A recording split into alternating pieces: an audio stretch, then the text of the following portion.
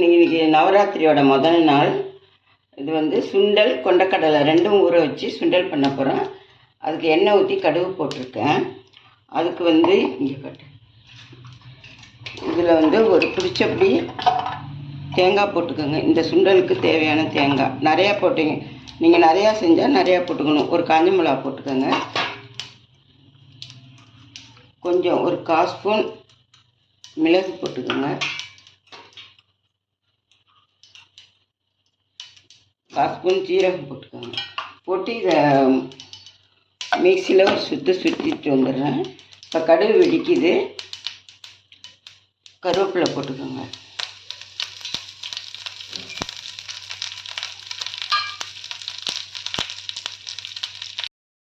அதை இதில் போட்டுடலாம்.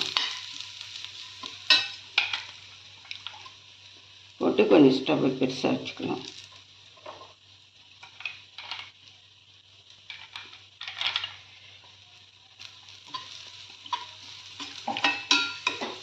அவ்வளவுதான். இன்றைக்கி ஈவினிங் சுண்டல் கொண்டக்கடலை பட்டாணி பச்சை பட்டாணி ஊற வச்சு கொண்டக்கடலை சுண்டல். இதிலே உப்பு போட்டுட்டேன்.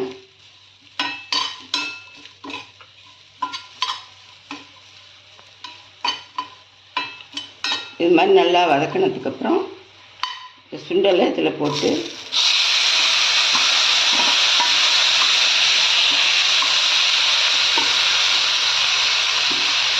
மிக்ஸ் பண்ணிட வேண்டியது. இதுக்கு தேவையான உப்புலாம் போட்டாச்சு. இதுக்கு தேவையான உப்புலாம் போட்டேன். இதை மிக்ஸ் பண்ணி நைவேத்தியம் பண்ண வேண்டியது. கொண்டக்கடலை பச்சை பட்டாணி சுண்டல் ரெடி. சுண்டல் கொண்டக்கடலை பச்சை பட்டாணி சுண்டல் ரெடி நைவேத்தியத்துக்கு.